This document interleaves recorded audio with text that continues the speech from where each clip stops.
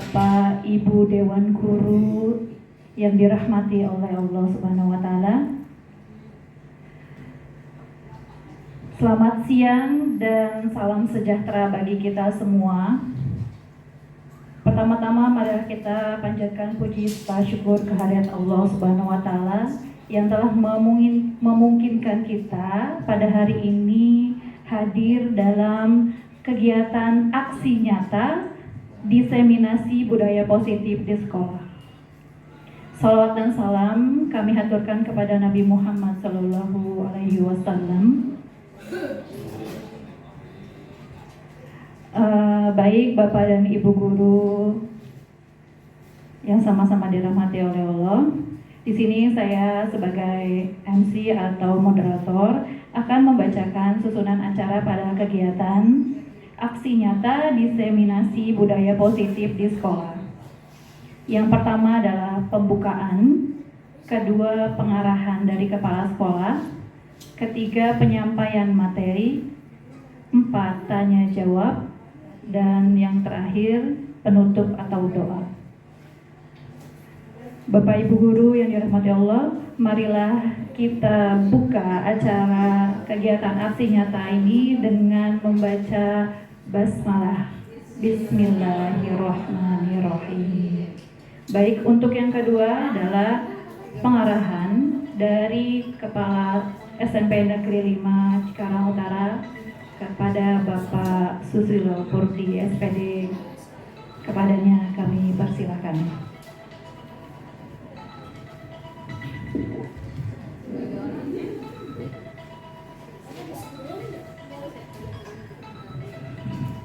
Baik, terima kasih Bu Hani selaku pembawa acara. Bismillahirrahmanirrahim. Assalamualaikum warahmatullahi wabarakatuh.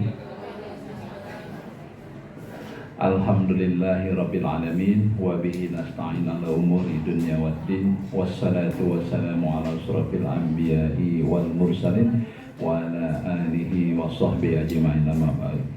Yang saya hormati Bapak dan Ibu Dewan Guru yang hari ini hadir, kemudian juga Bapak dan Ibu Guru atau Ibu-Ibu Guru yang hari ini akan menyampaikan materi tentang praktik pembelajaran baik.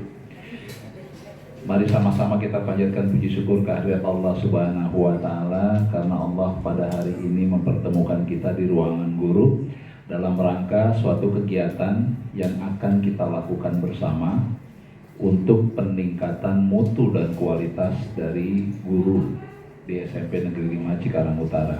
Salawat dan salam tak lupa semoga terlimpah curahkan kepada junjungan alam Nabi besar Muhammad Sallallahu Alaihi Wasallam beserta para sahabat, keluarga, dan semoga kita tetap setia sebagai pengikutnya hingga akhir zaman. Amin.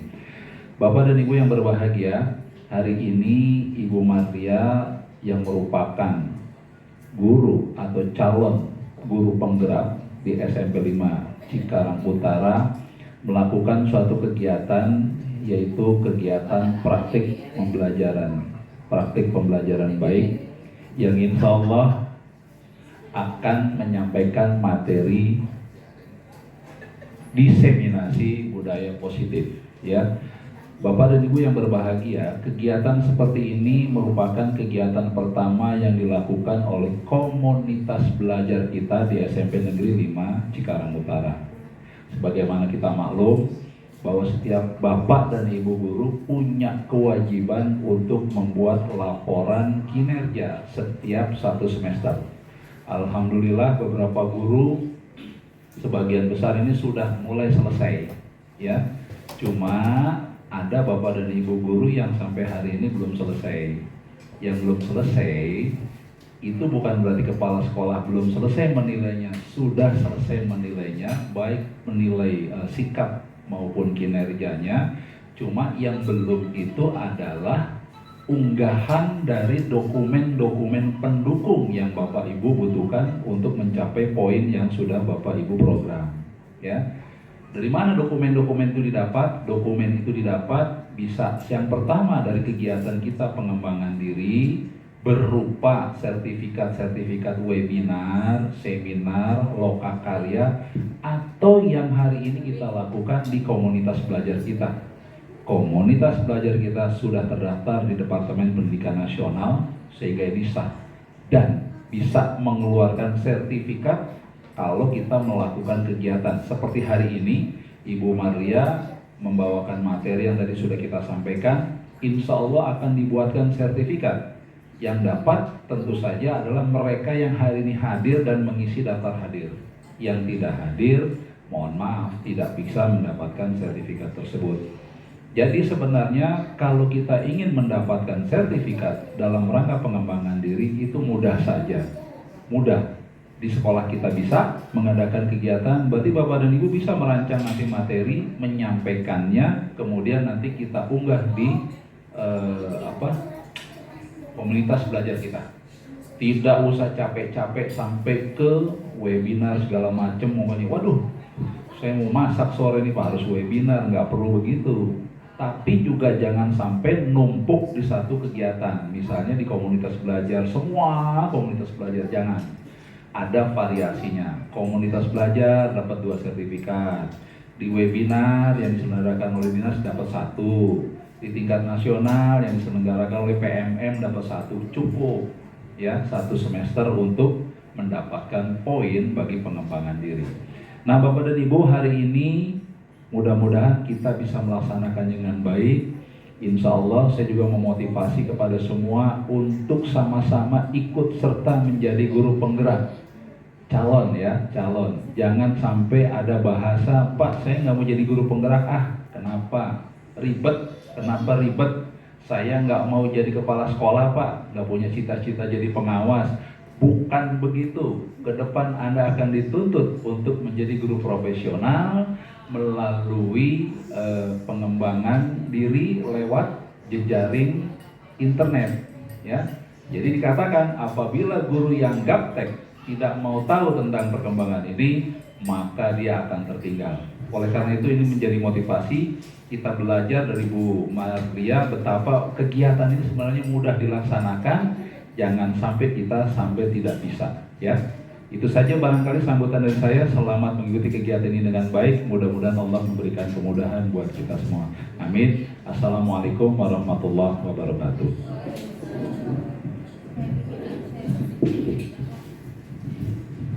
Baik, terima kasih atas pengarahan yang telah disampaikan oleh Bapak Kepala SMP Negeri 5 Cikarang Utara. Berikutnya untuk kegiatan yang ketiga adalah penyampaian materi yang akan disampaikan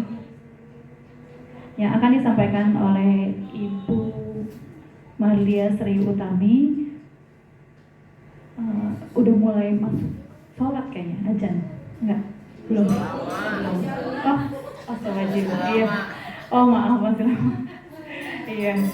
Oke, sebelum kita mendengarkan materi yang disampaikan oleh Bu Marlia, sebelumnya kita akan ice breaking dulu yang akan dipandu oleh Ibu Dinar. Kepadanya kami persilahkan. Mari Bu Dinar.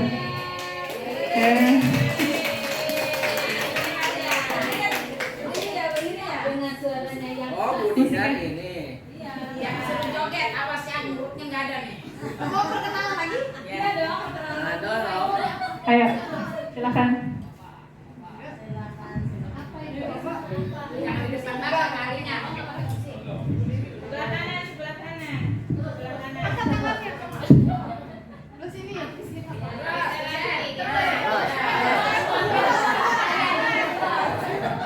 Oke. Assalamualaikum warahmatullahi wabarakatuh. Ya, di sini saya ditunjuk untuk memimpin ice breaking ya.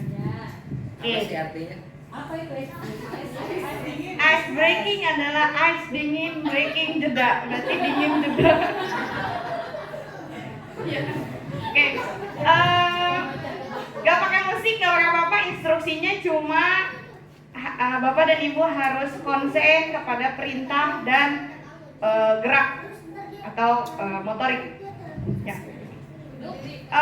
Boleh Bapak Ibu bisa berdiri? Kapan lagi nyuruh-nyuruh?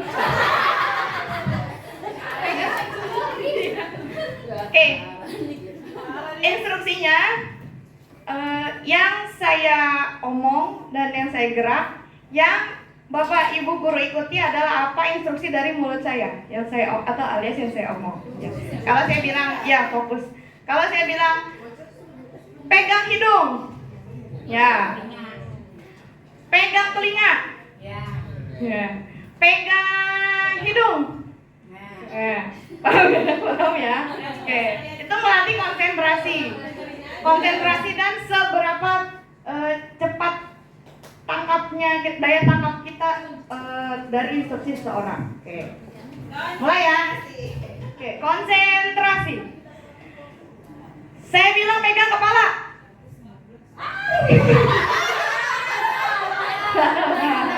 Oke, lagi fokus ya, fokus. Saya bilang pegang kuping. Oke, saya bilang pegang pundak. Saya bilang pegang mulut. Saya bilang pegang alis.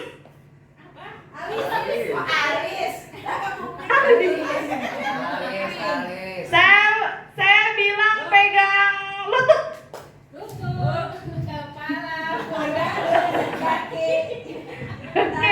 Paham ya? Oke, yang kedua masih sama. Siapkan pulpen di atas meja. Pulpen siapa aja? Pulpen di atas meja. Pulpennya Pak? Oke, ada.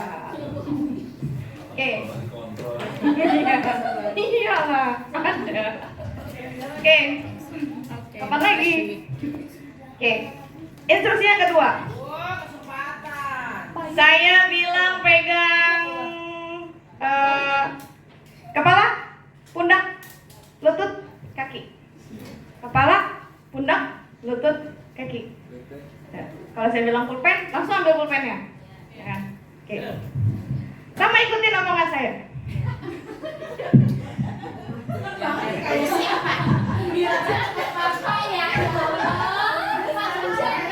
Oke, mulai ya. 1, 2, 3. Kepala, pundak, lutut, kaki. Kepala,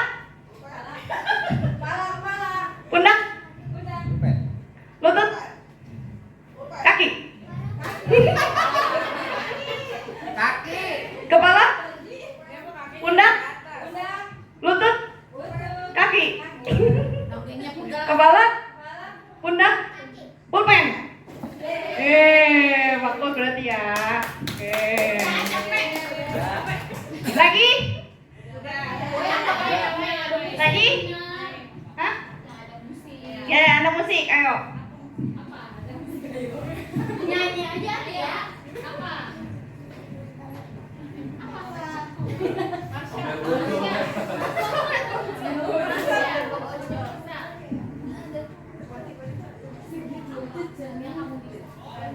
Bu Hani bisa? Ayo silakan Bu Hani.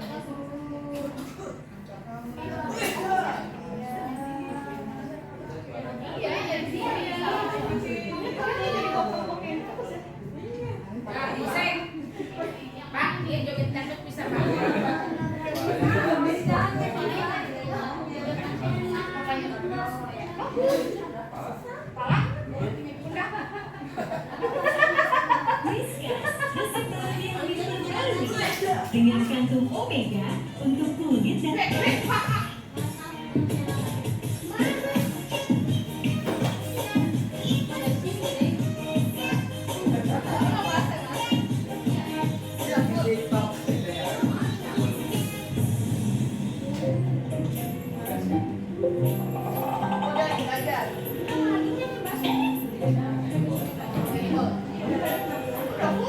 Kamu tahu nggak, Din? beberapa bulan ini nilaimu menurun dengan drastis?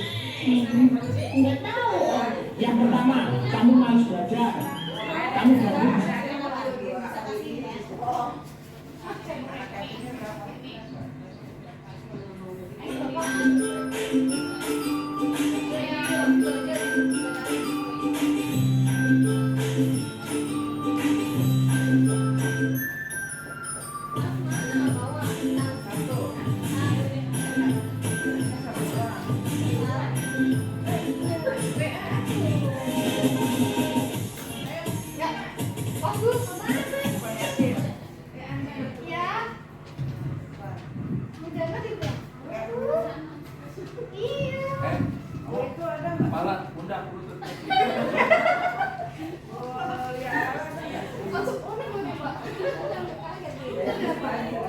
Boleh Bapak Ibu berdiri lagi? Kita gerak dikit-dikit. Iya. Ya. Oh ya.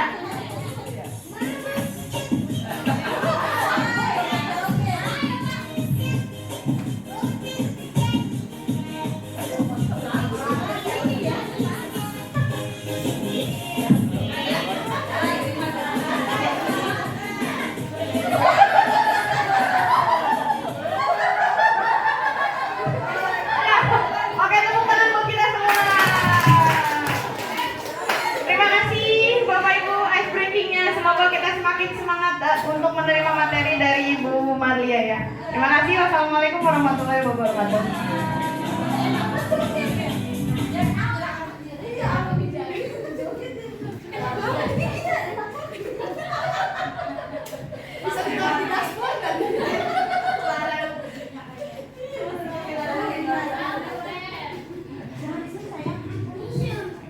Baik, terima kasih untuk Bu Dinar ice breakingnya pada hari ini. Lumayan berkeringat ya berarti ya. Baik, untuk selanjutnya marilah kita dengarkan penyampaian materi yang akan disampaikan oleh Bu Maria Sri Utami SPD. Kepadanya kami persilakan. Terima kasih Bu Hani. Semoga nanti pas saya nyampein materi nggak ngantuk ya Bapak Ibu. Sebelumnya saya ucapkan terima kasih atas kehadirannya Bapak dan Ibu sudah berkenan untuk meluangkan waktu menyimak paparan tentang budaya positif.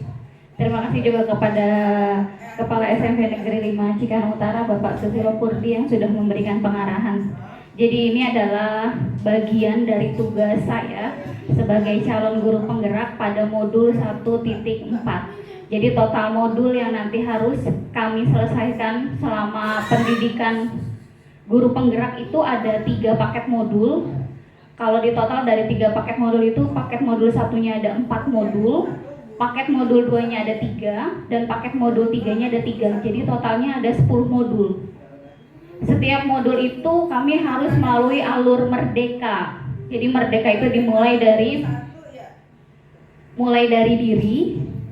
Kemudian yang keduanya adalah E-nya eksplorasi konsep, R-nya ruang kolaborasi, D-nya demonstrasi kontekstual, E-nya elaborasi, K-nya koneksi antar materi, dan yang terakhir A adalah aksi nyata. Jadi setiap satu modul itu harus kami lalui semuanya. Dan ini ada di tahapan terakhir aksi nyata di modul 1.4. Selain modul, per setiap modul pun nanti kami harus menyelesaikan yang namanya jurnal refleksi. Jadi itu untuk refleksinya setelah pembelajaran. Mungkin kelihatannya banyak ya Bapak Ibu, tapi setelah dipelajari, kalau pusing iya, tapi pusing kan proses berpikir. Tapi manfaatnya luar biasa. Jadi banyak-banyak materi itu yang memang ketika saya menjalani sampai modul 1.4 itu, oh iya ya, kok selama ini yang saya jalankan guru di kelas itu masih banyak koreksinya. Seperti itu. Mudah-mudahan nanti kalau ada rekrutmen lagi untuk CGP berikutnya, Bapak Ibu guru termotivasi untuk mengikutinya.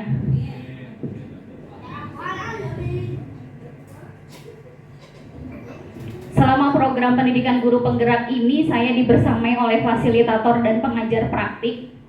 Pengajar praktik itu Ibu Anggun yang kemarin sudah bertemu, mungkin yang Bapak Ibu ikut dalam kegiatan pendampingan individu. Fasilitator saya adalah Bapak Muhammad Cucu Mulyana, beliau berasal dari Ciamis. Jadi saya ini bertemu dengan beliau itu secara tatap muka pada saat ruang kolaborasi.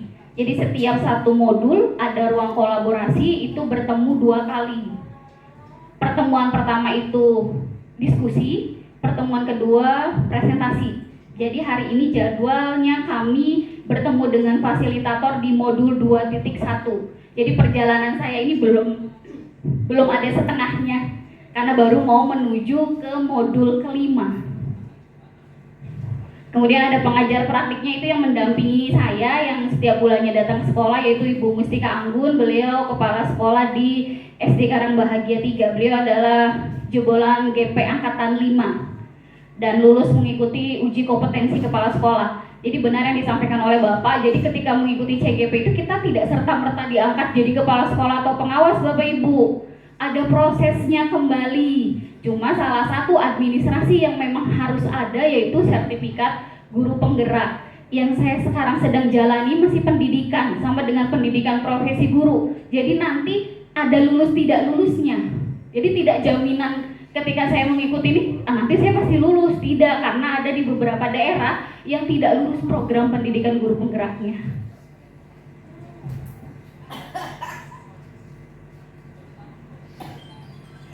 Ini saya adalah CGP angkatan 10. Untuk yang sekarang berjalan itu CGP angkatan 10. Tanggal 22 Juni besok CGP angkatan 10 itu punya adik angkatan 11. Jadi di 13 Juni adalah pembukaan untuk CGP angkatan 11 pendidikannya. Kemudian di tanggal 22 Juni adalah loka orientasi. Oh iya, mungkin tambahan informasi, setiap bulan itu kami ada loka karya. Jadi loka karya itu ketemu tatap muka dengan seluruh CGP dan pengajar praktik.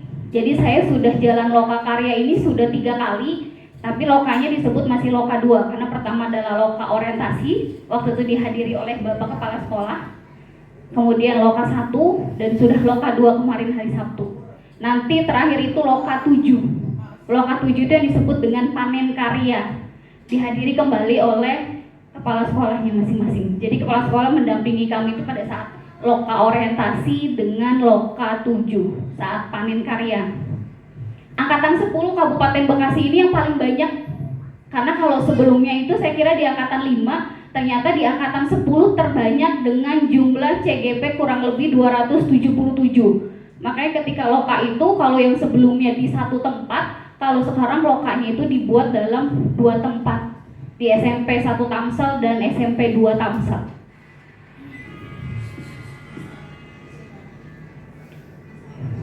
Sebelum kita masuk materi ya Bapak Ibu, kita buat kesepakatan kelas kita pada hari ini. Jadi saya sudah buat dulu. Jadi kalau di kelas itu sebenarnya ketika awal pembelajaran itu antara guru dengan murid harus punya kesepakatan. Kalau itu tiba-tiba muncul dari mulut kita, misalnya gini, anak telat, terus kita bilang, kamu telat, lari, keliling lapangan. Kalau itu tidak ada kesepakatan, namanya kita menghukum. Dan menghukum dalam pendidikan tidak dianjurkan. Jadi ini nanti akan kita bahas. Kita bikin kesepakatan ya. Udah jalan dulu. Yang pertama adalah kita aktif. Setuju Bapak Ibu? Jadi pada saat nanti saya menyampaikan materi, tidak harus sesi tanya jawab. Ketika ada misalnya Bapak dan Ibu ada yang ditanyakan, bisa langsung ditanyakan saja. Kita fleksibel. Kemudian yang kedua, kita tetap fokus. Boleh sambil makan, boleh sambil minum, tapi usahakan tetap fokus. Dan yang ketiga, kita jalani sesi kelas hari ini dengan rasa bahagia.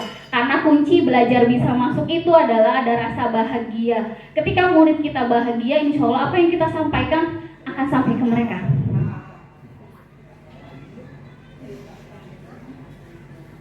Oke, kita flashback dulu ke Bapak Pendidikan Nasional yaitu Ki Hajar Dewantara. Jadi menurut beliau, sekolah itu diibaratkan sebagai tanah tempat bercocok tanam. Jadi guru itu diibaratkan sebagai petani atau tukang kebun. Kita punya bibit padi, kita punya bibit jagung, Bagaimana caranya agar padi dan jagung itu dapat tumbuh maksimal? Bukan membuat bibit jagung berubah menjadi padi atau sebaliknya. Jadi sama, pada murid-murid kita itu sudah ada kodratnya. Mereka sudah ada potensinya masing-masing. Tugasnya pendidik adalah menuntun agar potensi itu bisa berkembang dengan maksimal. Jadi seorang petani yang menjaga agar si tumbuhan padi atau jagungnya itu dapat tumbuh dengan maksimal. Menyingkirkan misalnya rumput-rumput, hama-hama, itu adalah tugas kita. Sekolah diibaratkan sebagai tanah tempat bercocok tanam, sehingga seorang guru perlu mengusahakan agar sekolah menjadi sebuah lingkungan yang menyenangkan, aman dan nyaman untuk bertumbuh, serta dapat menjaga dan melindungi setiap murid dari hal-hal yang kurang bermanfaat atau bahkan mengganggu perkembangan potensi murid. Untuk menciptakan lingkungan yang positif, dari lingkungan yang positif akan tercipta warga sekolah yang saling mendukung, saling belajar, dan saling bekerja sama. Sehingga ketika itu sudah ada, maka akan tercipta kebiasaan-kebiasaan baik. Dari kebiasaan-kebiasaan baik tersebut akan tumbuhlah karakter-karakter baik. Dari karakter-karakter baik inilah yang nantinya akan membentuk budaya positif.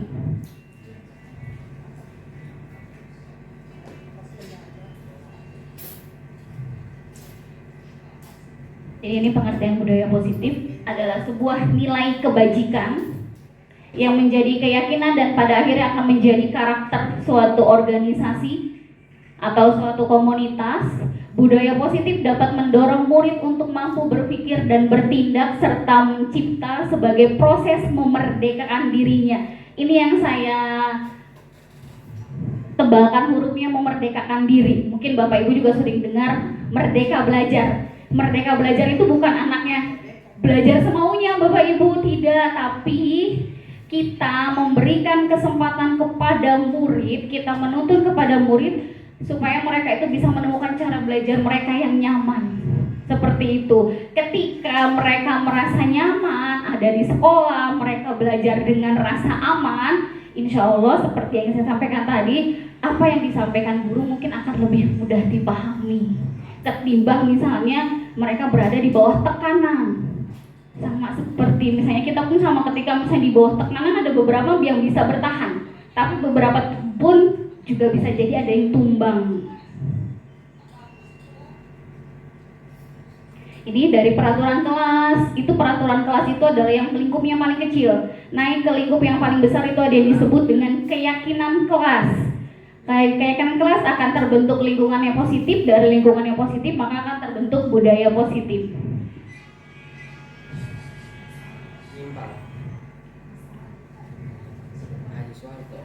Sebelum ke budaya positif, kita harus merubah paradigma belajar kita.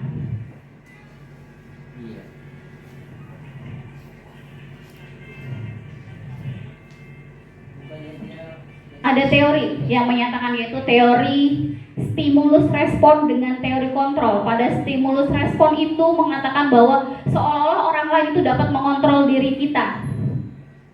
Kita dapat dikendalikan sehingga kita dapat merubah seperti seseorang itu menjadi apa yang kita inginkan. Sedangkan dalam teori kontrol, sesuatu yang sedang kita kontrol sebetulnya tidak dapat kita kendalikan. Karena yang dapat mengontrol adalah dirinya sendiri, bukan orang lain. Jadi ketika kita mengendalikan murid, kayak seolah-olah kita yang mampu mengendalikan dia. Padahal tidak seperti itu. Tetap kontrol diri itu ada pada diri murid. Jadi kita tidak bisa mengekang. Ini perubahan paradigma dari stimulus respon menjadi pendekatan teori kontrol yang dikemukakan oleh Stephen. Ini bisa dilihat Bapak Ibu perbedaannya. Pada stimulus respon menganggap bahwa kebutuhan kita semua adalah sama. Sedangkan pada teori kontrol kebutuhan kita itu adalah beda-beda. Kemudian semua orang melihat hal yang sama pada stimulus respon. Pada teori kontrol, setiap orang memiliki gambaran berbeda. Yang ketiga, dalam stimulus respon bahwa kita mencoba mengubah orang agar berpandangan sama dengan kita. Sedangkan menurut teori kontrol, kita hanya berusaha memahami pandangan orang lain tentang dunia. Orang lain bisa mengontrol saya, itu dalam stimulus respon. Sedangkan dalam teori kontrol, hanya Anda yang bisa mengontrol diri. Jadi hanya kita yang bisa mengontrol diri kita. Termasuk pun murid, jadi hanya murid yang bisa mengontrol diri mereka sendiri. Menurut stimulus respon, saya bisa mengontrol orang lain. Pemaksaan ada pada saat bujukan gagal. Jadi kalau dibujuk nggak bisa kan, kita biasanya naik tuh level berikutnya, jatuhnya maksa. Itu menurut stimulus respon dan model berpikirnya menang atau kalah. Sedangkan pada teori kontrol, kita tidak bisa mengontrol orang lain, kolaborasi dan konsensus menciptakan pilihan baru, dan model berpikirnya bukan menang kalah tapi menang-menang, dua-duanya dapat positifnya. Strategi untuk menumbuhkan lingkungan yang positif, yang pertama adalah disiplin positif, motivasi perilaku manusia, kebutuhan dasar, posisi kontrol, keyakinan kelas, dan segitiga restitusi. Kalau Bapak Ibu kemarin PMM itu kan ada tuh di kita yang pilih restitusi. Mungkin nanti tidak aneh dengan ini. Nanti di akhir saya akan menampilkan, saya sudah mencoba mempraktekkan restitusi. Nanti sama-sama dilihat dan dievaluasi di mana kekurangannya.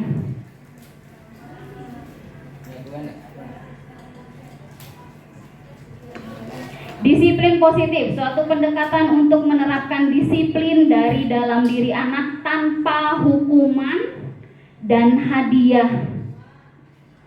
Menciptakan anak-anak yang memiliki disiplin diri sehingga bisa berperilaku dengan mengacu pada nilai-nilai kebajikan universal dan memiliki motivasi intrinsik. Jadi di sini adalah gimana caranya kita mendisiplinkan anak tapi tidak dengan hukuman dan tidak dengan hadiah.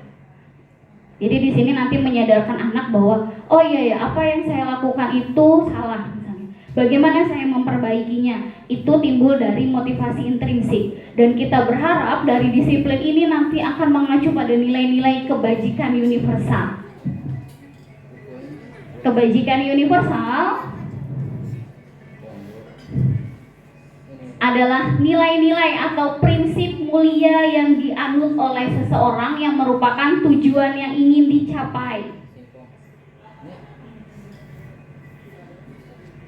Salah satu nilai kebajikan yang ingin dicapai oleh setiap anak Indonesia itu kita kenal dengan istilah profil pelajar Pancasila sesuai dengan tujuan pendidikan kalau tidak salah nomor 20 tahun 2003. Jadi membentuk anak yang beriman dan bertakwa kepada Tuhan Yang Maha Esa, kemudian yang berakhlak mulia, berkebinekaan global, anak yang bergotong royong, mandiri, inovatif, bernalar kritis. Jadi itu adalah contoh nilai kebajikan.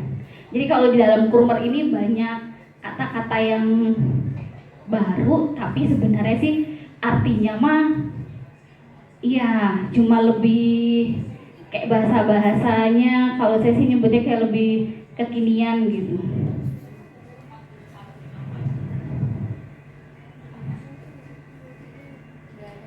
Ini sesuai dengan standar pendidikan nasional, ini saya kutip, bahwa tujuan mulia dari penerapan disiplin adalah terbentuk murid yang berkarakter, disiplin, santun, jujur, peduli, tanggung jawab, dan merupakan pembelajar sepanjang hayat. Ada 3 motivasi perilaku manusia, ini diungkapkan oleh Diana Gozen. Jadi beliau adalah penemu ini bahwa manusia itu berperilaku itu ada 3. Yang pertama itu karena untuk menghindari ketidaknyamanan atau hukuman. Yang kedua, seseorang itu berperilaku karena ingin mendapatkan imbalan atau penghargaan. Dan yang ketiga, untuk menjadi orang yang mereka inginkan dan menghargai diri sendiri dengan nilai yang mereka percaya. Jadi untuk yang menghindari hukuman itu masih eksternal. Jadi motivasinya masih berada di luar diri. Untuk yang mendapatkan imbalan itu juga masih bersifat eksternal. Sedangkan jika kita melakukan perilaku itu karena kita memang ingin menghargai diri kita sendiri dan kita punya nilai yang kita yakini, itu masuk ke dalam motivasi internal. Jadi ini yang diharapkan tumbuh, motivasi internal. Jadi anak berperilaku itu bukan karena dia datang ke sekolah tepat waktu karena dia takut dihukum. Itu berarti masuknya motivasi eksternal. Misalnya dia rajin ke sekolah karena kalau nanti saya rajin itu saya dapat penghargaan dari wali kelas. Berarti motivasi dia masih bersifat eksternal. Tapi jika dia misalnya saya datang tepat waktu karena saya ingin mendisiplinkan diri saya tanpa ada embel hukuman atau embel-embel dia nanti dapat hadiah, itulah yang disebut dengan motivasi internal. Ada 5 kebutuhan dasar manusia. Kita punya 5 kebutuhan dasar, yaitu kebutuhan untuk bertahan hidup. Ini berkaitan dengan makan, betul, fisiologis. Kemudian ada kebutuhan dasar rasa kasih sayang dan rasa ingin diterima. Kemudian ada kebutuhan ingin diakui kemampuannya atau disebutnya penguasaan. Ada kebutuhan kebebasan, dan yang terakhir adalah kebutuhan untuk merasa senang. Jadi kalau dirangkum itu, apa yang kita lakukan itu adalah untuk memenuhi kebutuhan dasar kita.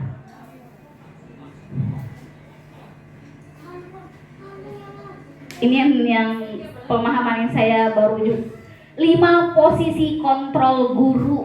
Jadi guru itu punya 5 posisi kontrol Bapak Ibu. Yang pertama adalah sebagai penghukum.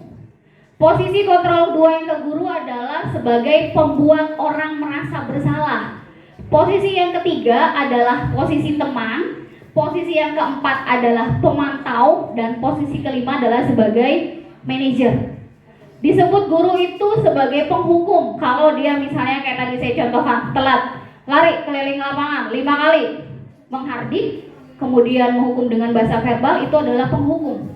Dan ketika itu dilakukan, anak kira-kira masih nyaman tidak ya Bapak Ibu? Tidak, sama dengan kita. Misalnya kita telat, Bapak ada di depan tuh. Bu Marlia, iya Pak. Telat? Iya Pak. Tadi anak saya rewel Pak. Karena Ibu telat, Ibu bersihkan kamar mandi saya.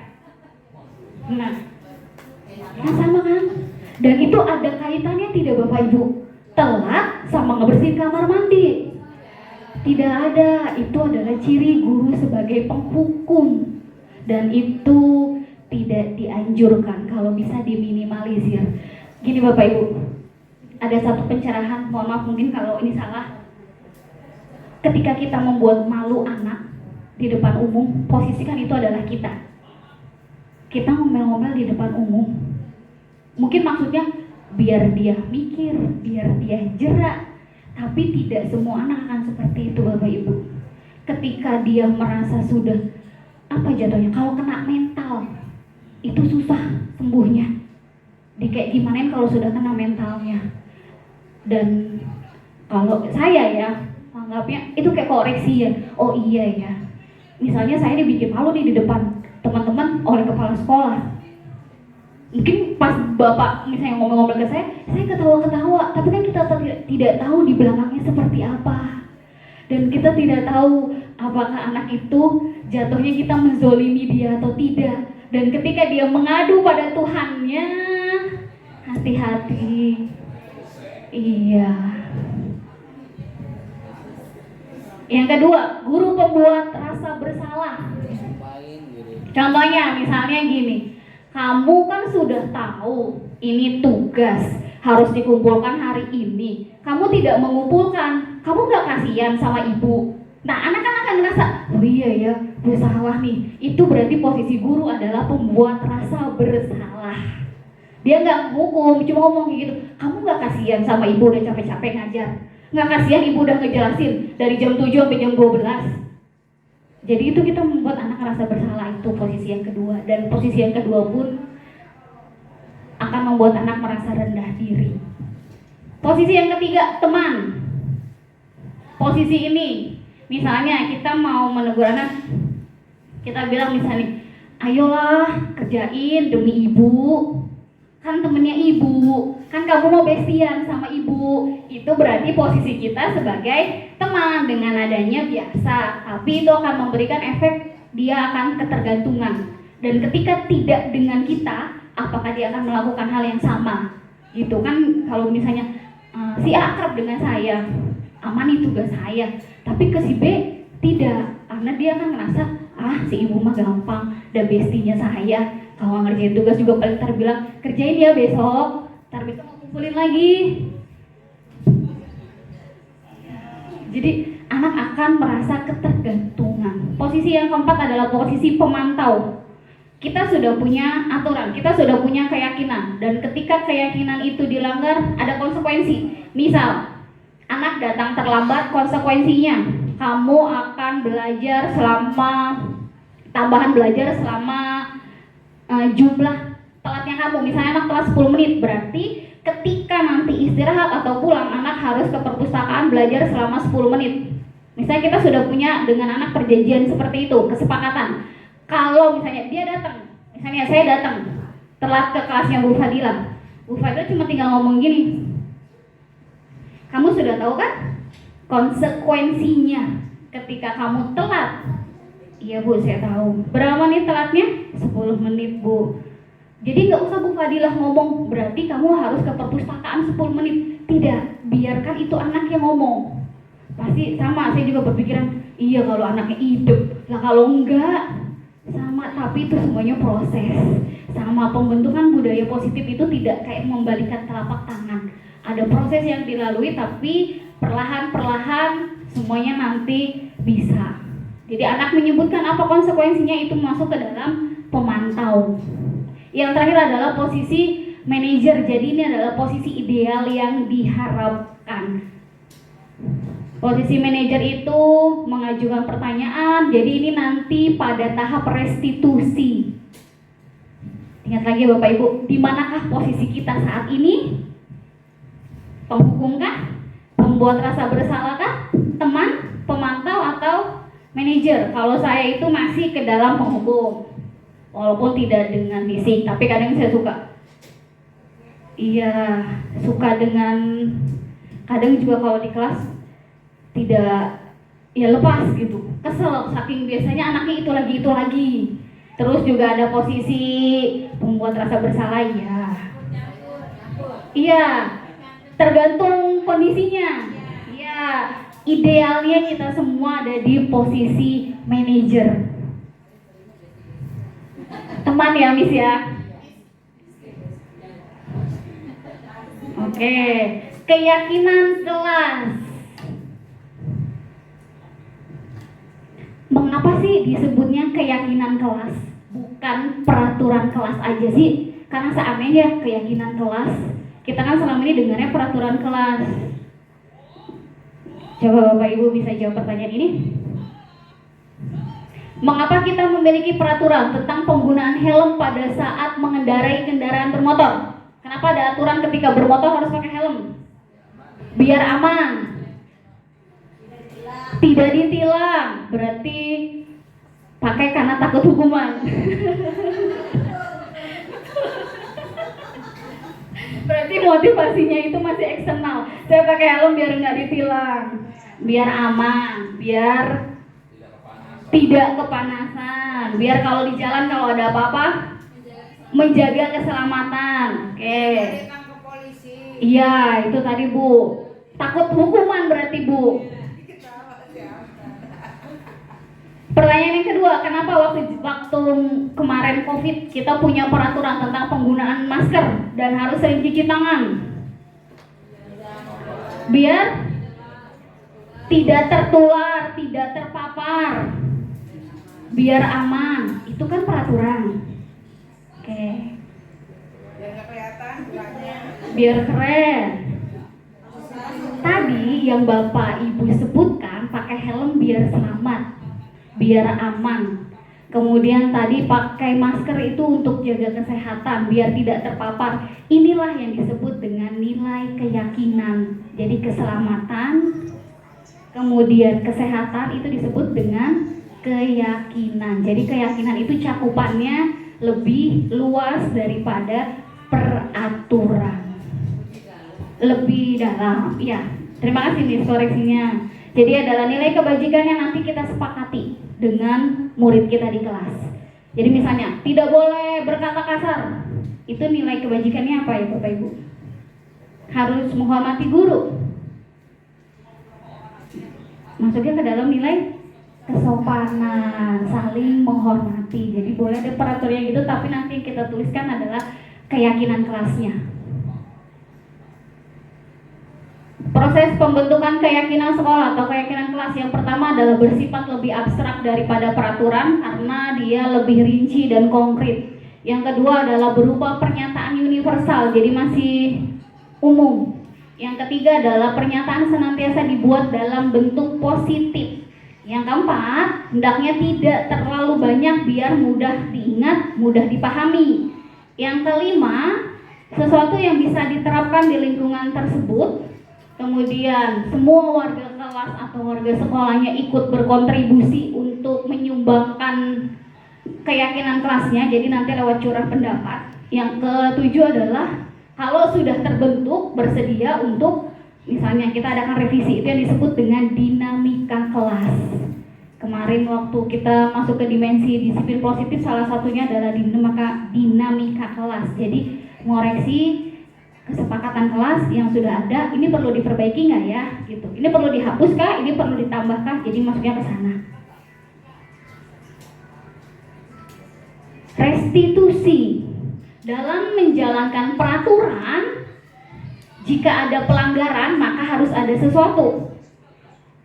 Tindakan terhadap pelanggaran itu biasanya berbentuk hukuman atau konsekuensi. Hukuman itu jika itu tidak melalui kesepakatan. Misalnya tadi, anak telat lari keliling lapangan, kalau itu diungkapkan langsung oleh guru itu hukuman. Tapi kalau sebelumnya kita sudah buat kesepakatan, kalau telat kamu lari, itu kan kesepakatan. Misalnya mereka, iya saya setuju. Nah itu berarti kita menjalankan konsekuensi, itu bedanya. Jadi kalau hukuman hanya dari satu arah, kalau konsekuensi dua, dan sudah berdasarkan kesepakatan. Jadi kalau kita menghukum, misalnya murid kita ada yang kritis, mereka membangkang, saya nggak mau Bu, itu nggak salah, karena memang tidak ada kesepakatan seperti itu. Kecuali kalau memang sudah deal nih, kalau kamu telat kamu akan gimana, kamu akan yang tugas kamu akan gimana, itu kita sudah menjalankan konsekuensi. Restitusi, proses menciptakan kondisi bagi murid untuk memperbaiki kesalahan mereka sehingga mereka bisa kembali pada kelompok mereka dengan karakter yang lebih kuat. Proses kolaboratif yang mengajarkan murid untuk mencari solusi untuk masalah mereka dan membantu murid berpikir tentang orang seperti apa yang mereka inginkan. Jadi ini ketika murid salah, itu nanti kita membantu membimbing mereka menemukan solusi dari permasalahannya mereka. Jadi bukan kita yang menentukan, oh kalau kamu telat berarti besok kamu harus bangunnya lebih pagi, berarti kamu tidurnya jangan malam-malam. Itu kalau kalimat itu tidak boleh keluar dari guru, tapi harus dari kesadaran murid itu sendiri.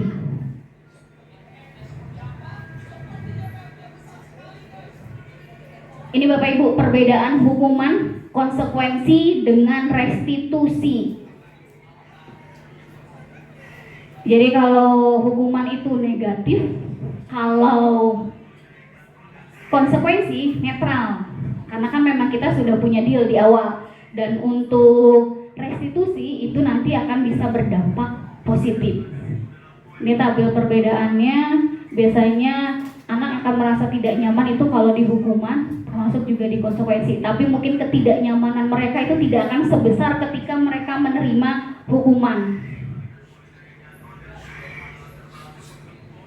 Segitiga restitusi disebut segitiga karena memang ada bentuknya seperti segitiga. Ada 3 langkah yang pada dasar itu adalah menstabilkan identitas. Yang kedua adalah memvalidasi tindakan yang salah. Dan yang ketiga adalah menanyakan keyakinan. Jadi menurut teori kontrol, menstabilkan identitas itu kita melakukan hal yang terbaik yang bisa kita lakukan. Kemudian memvalidasi tindakan itu berarti semua yang kita lakukan ada alasannya. Dan yang ketiga adalah kita semua memiliki motivasi internal.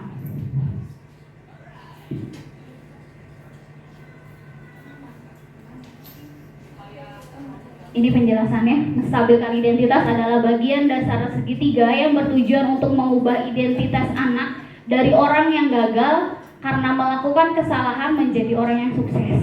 Misalnya ketika ada anak yang salah, itu kalau menstabilkan itu kan anak ketika salah mungkin dia ngerasa takut, yang pertama pasti. Jadi kita menstabilkan dulu emosinya. Misalnya kita bisa ngomong, berbuat salah itu tidak apa-apa, berbuat salah itu manusiawi.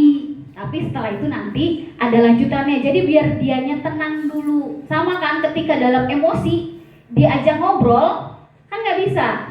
Yang ada malah jadi nanti meletup dan kemana-mana. Tapi ketika anak itu dalam kondisi yang dia sudah tenang, dia sudah nyaman, nanti apa yang akan kita arahkan selanjutnya bisa akan lebih mudah diterima oleh mereka. Misal, kamu berhak kok merasa begitu dengan nada yang ini juga ya, Bapak Ibu, dengan nada yang santai juga. Jangan, nggak apa-apa, semua juga salah kok. Iya, anak jadi tertekan juga. Jadi kita harus ya, oh ya kita tenangin dulu, lembut. Masuk ke tahap kedua. Kalau anak sudah tenang, kita masuk ke validasi tindakan yang salah, bahwa semua tindakan itu punya tujuan. Dan tujuan tersebut adalah untuk memenuhi kebutuhan dasar kita. Kalau kita memahami kebutuhan dasar, maka kita akan menemukan cara. Misalnya, padahal kamu bisa melakukan yang lebih dari itu. Misalnya kalimat-kalimatnya, atau misalnya kamu pasti punya alasan mengapa kamu telat. Kamu pasti punya alasan kenapa kamu gak mengerjakan tugas ibu. Itu masuknya ke dalam validasi tindakan yang salah. Jadi kita mengeksplor dulu kebutuhan dasar mana nih dari murid yang belum terpenuhi. Misalnya ada anak iseng ngejalin temennya, dia ingin diperhatikan. Berarti kebutuhan dasar apa Bapak Ibu yang ingin dicapai oleh anak? Perhatian, rasa kasih sayang. Iya, sampai belum. Tahap yang terakhir adalah menanyakan keyakinan. Teori kontrol mengatakan bahwa kita pada dasarnya termotivasi secara internal. Ketika identitas sukses telah tercapai dan tingkah laku yang salah sudah divalidasi, maka anak akan siap untuk dihubungkan nilai yang mereka percaya dan akan berpindah menjadi orang yang dia inginkan. Contohnya, itu sudah sesuai belum dengan keyakinan kelas kita? Misalnya belum, Bu. Nanti mereka akan bayangkan kamu inginnya seperti apa sih? Nah, itu kita menanyakan kembali keyakinan anak. Jadi dikembalikan lagi. Jadi misalnya solusi, anak telat, oh nggak apa-apa kok, ibu juga dulu pernah telat gitu. Itu menstabilkan dulu biar mereka merasa tidak sendirian melakukan kesalahan itu. Kan kalau kita salah rame-rame kan kita ngerasa lebih aman biasanya ketimbang salah sendiri. Jadi gitu aja, ibu juga pernah kok dulu mencontek gitu. Misal, walaupun nggak bagus ya Bapak Ibu ya. Anak kan udah tenang tuh, setelah itu baru kita tanyain tuh, kenapa sih kamu telat?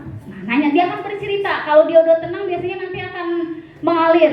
Iya Bu, saya bantu orang tua, malam tidurnya akhirnya terlalu malam, bangunnya kesiangan. Itu kita sudah melakukan tahap yang kedua, validasi. Tindakan ketiganya baru, itu sesuai nggak sih dengan keyakinan sekolah kita? Datang terlambat?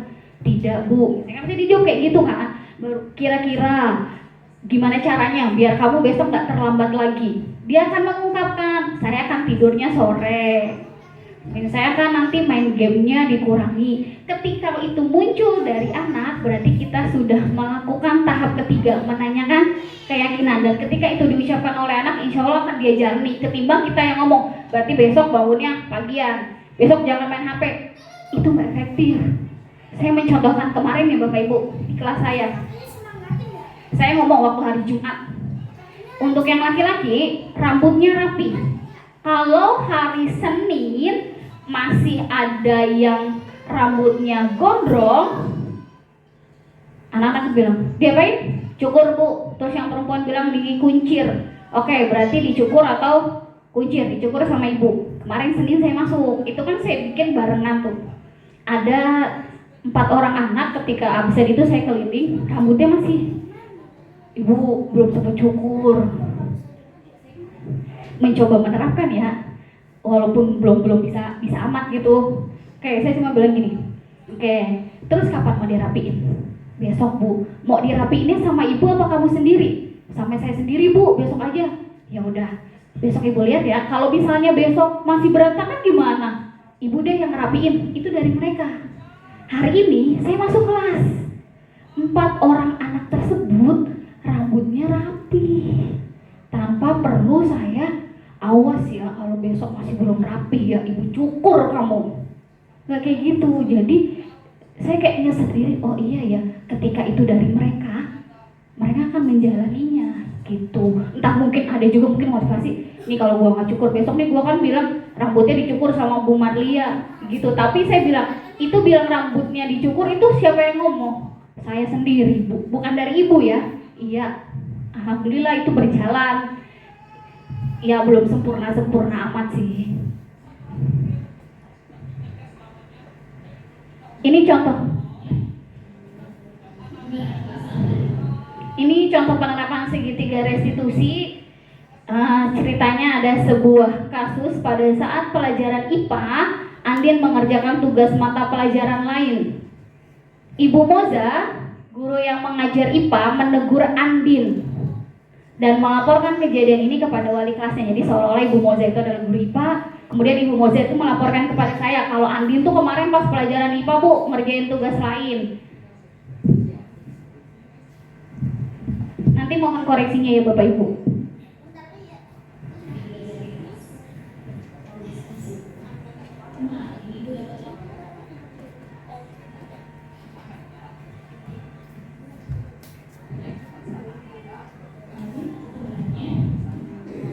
Gimana tidak?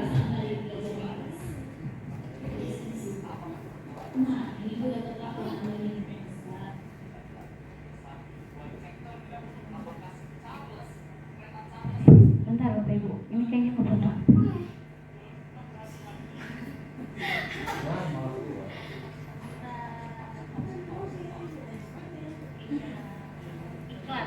Oh, Bapak Ibu sambil dicicipi, aku udah habis cemilannya. Kita udah sampai tahap akhir kok.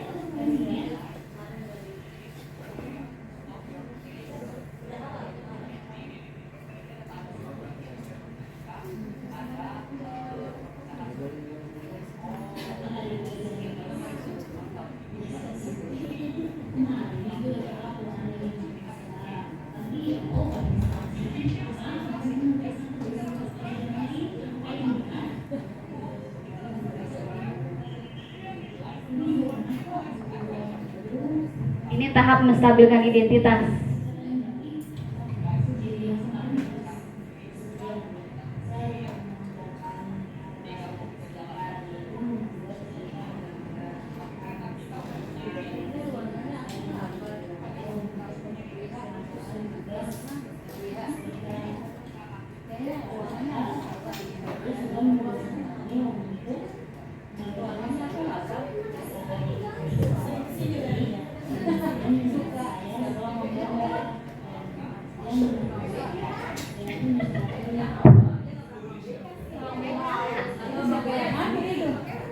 Ini ruangnya Bu. Wih. Ada yang nanya gimana sih katanya gitu. Siapa yang ngadu itu kita. Aman Jaya.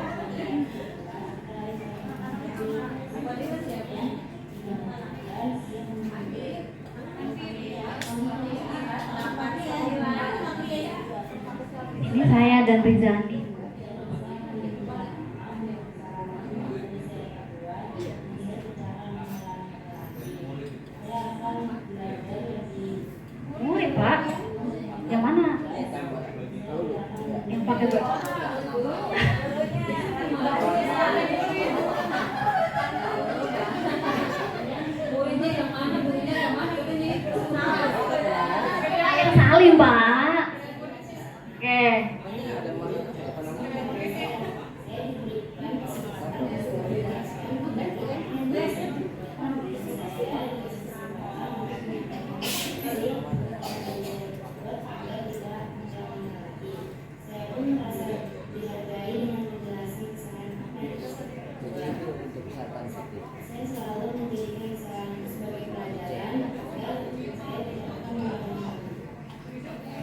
Jadi ini contohnya, jadi Andin itu melakukan kesalahan. Jadi pertama adalah saya tanya dulu, saya stabilkan itu dengan kata-kata, ibu juga pernah kok ditegur seperti itu. Kemudian kenapa sih kok pada saat jam IPA kamu mengerjakan tugas lain? Kemudian dia akan memberikan alasan. Jadi alasannya itu karena dia nggak ngerjain tugas SBK, sedangkan SBK itu nanti ada setelah jam IPA.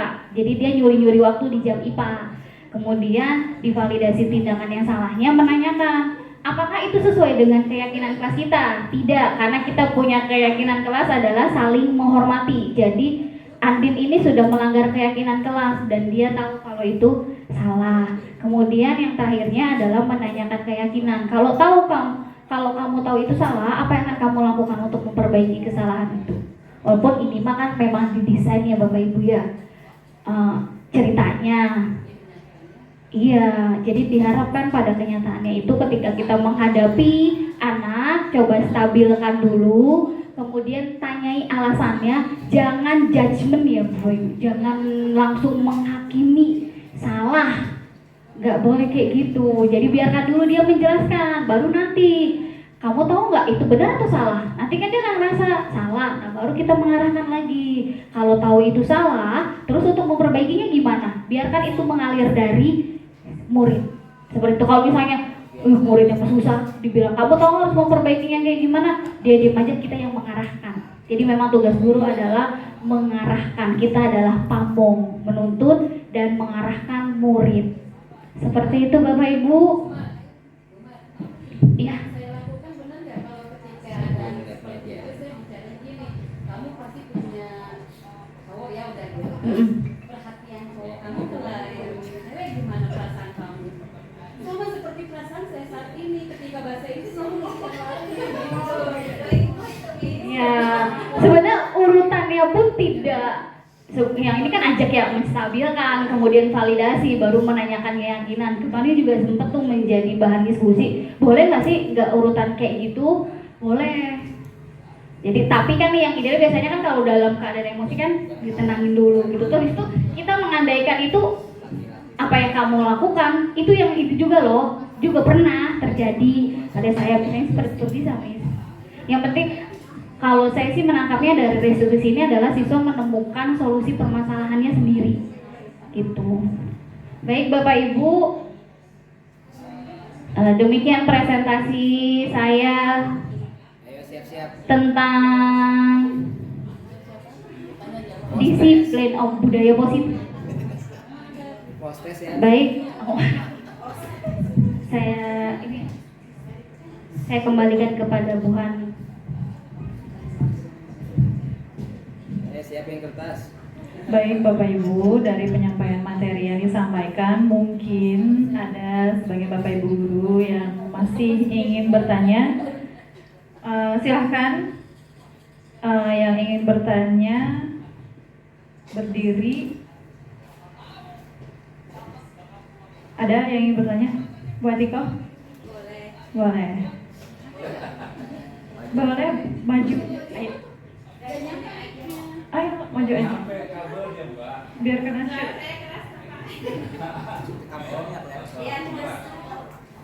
Biar kelihatan kamera. Biar ke shoot. Pase mangga di foto. Boleh dia videoin buat konten. Buat konten.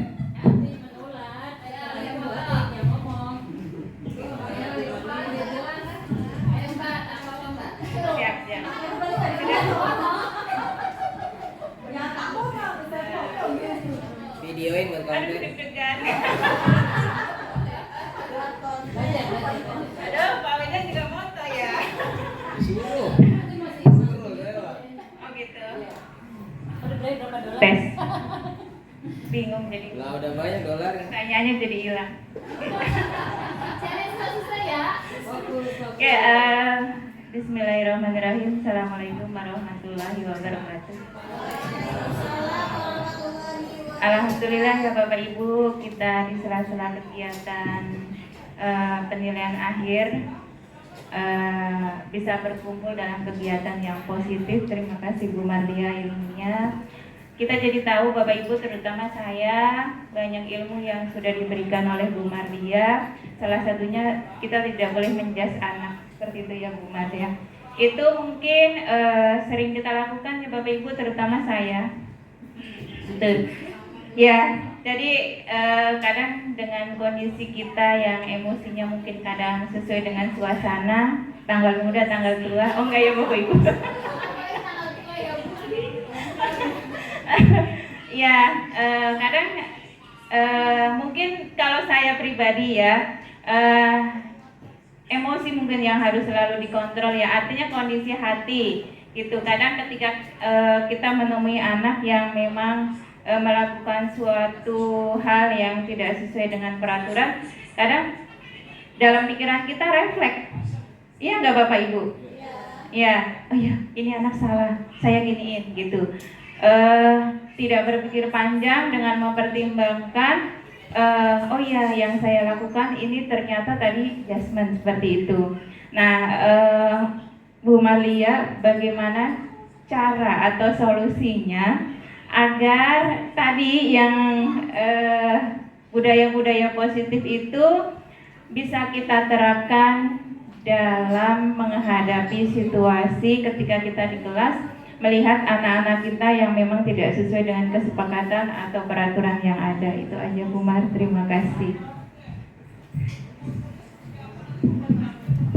Terima kasih Bu Atiko. Lumayan 2 menit. Berat ini ya. Sebenarnya ini ya Ibu Bapak sama saya juga masih jauh dari kata bisa atau paham ini. Jadi ini hanya berbagi saja. Jadi kenyang. Sebenarnya lebih ke yang ini dibutuhkan kolaborasi kita. Sama tadi juga ketika di posisi kontrol guru pun ditanya, selama ini Bapak dan Ibu guru itu ada di posisi mana? Saya jawab, saya ada di penghukum. Saya ada di merasa pembuat merasa bersalah. Belum sampai tahap yang ideal. Paling kalaupun ideal baru sampai pemantau. Jadi misalnya ini kan nggak sesuai sama peraturan misalnya gitu. Tapi untuk di posisi yang lebih tinggi tidak. Memang kuncinya gini Bapak Ibu, pada saat kita menghadapi anak dengan berbagai macam keunikannya dan anak-anak kita itu kan luar biasa ya.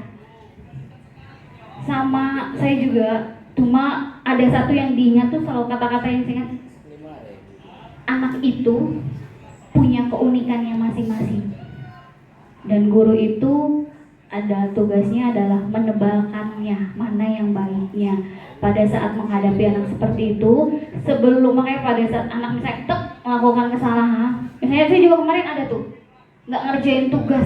Sebenarnya mah udah pengen, nih mulut nih udah gatal nih, udah pengen mencak nih karena udah beberapa kali. Cuma ingat lagi, oh iya, ketika kita memarahi anak di depan umum, itu kan kita membuat malu mereka. Tadi posisikan kalau kita dibuat malu di depan orang-orang. Jadi coba tarik nafasnya dulu sebentar atau bisa panggil anaknya. Hadapi berdua, tanyakan. Jangan kontrol diri kita yang paling penting dulu. Yang pertama adalah gimana caranya ketika ada pentingnya memanage emosi. Pada saat anak melakukan kesalahan sama di rumah apalagi ya biasanya kita kan lebih sabar ke anak orang lain ketimbang anak sendiri. Kebetulan suami saya juga sedang menjalani pendidikan guru penggerak, jadi sama-sama restitusi. Kadang kita suka saling ngingetin, Bun, stabilkan identitas. Oh iya. Berarti nggak boleh langsung mencak-mencak ke anak. Seperti itu, dan yang sudah dipraktekkan nanti mungkin Bapak Ibu bisa coba ya dipraktekkan deh. Kita mau menegur anak biar anak tidak mengulangi kesalahannya dengan cara yang tadi. Dicoba dulu, kalau misalnya memang belum, kita coba lagi. Insya Allah lama-lama kan seperti itu. Jadi lebih ke ini ya Bu ya, mungkin maaf kalau jawabannya tidak memuaskan Bu Atik ya. Biar emang nggak puas, biar nanti bisa mencari kepuasan di luar.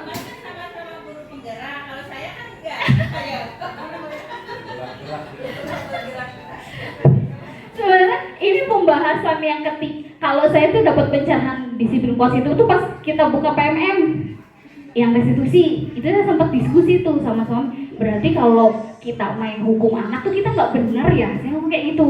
Suami kan ngajar di SMK, SMK kan lebih, iya nggak bener. Kecuali memang kita sudah punya kesepakatan. Sama kan dia suka ngingetin kayak gitu, validasi tindakan yang salah bun. Iya, hadapin anak kayak gitu, jadi saling mengingatkan. Kalau enggak ya kita ngobrol sama bapak. Kan biasanya kalau mak emosi kan, bapak-bapak kan suka menenangin. Seperti itu. Ya. Ada lagi? Oke, terima kasih. Untuk berikutnya ada yang ingin bertanya lagi? Bu Febi, mangga ini ke depan. Oh ya, videoin lagi konten.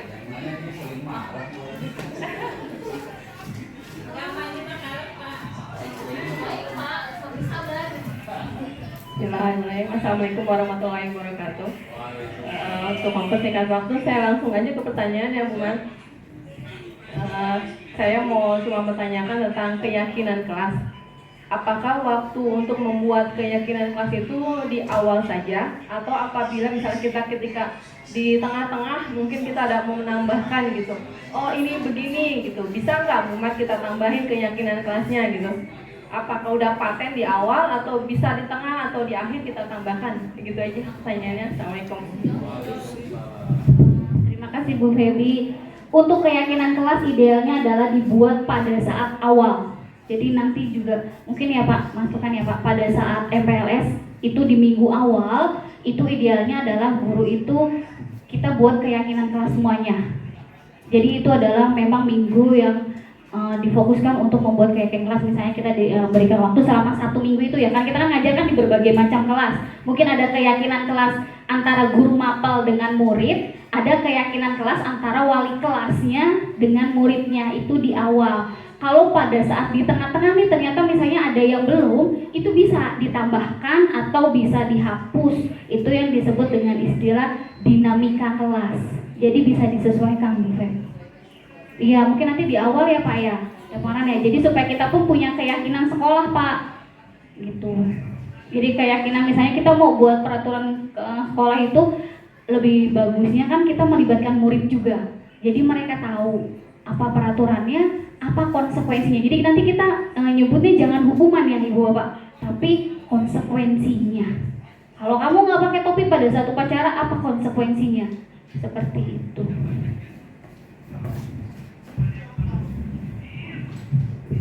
Oke, baik. Cukup mungkin hanya 2 pertanyaan dan semua sudah dijawab oleh Ibu Marlia. Terima kasih penyampaian materi yang telah disampaikan oleh Bu Marlia. Dari penyampaian materi kita bisa mengambil bahwa diseminasi ini adalah penyebaran informasi atau ide-ide kreatif atau gagasan yang mungkin nanti akan kita kembangkan atau untuk meningkatkan kapasitas diri kita sebagai pengajar dan dapat dikembangkan di kelas sebagai bahan pembelajaran. Mungkin itu saja yang disampaikan oleh Bu Marlia. Terima kasih Bu Marlia. Untuk yang berikutnya adalah penutup atau doa. Mohon Pak Haji Akmal bisa memimpin doa. Oke, kepadanya kami persilakan.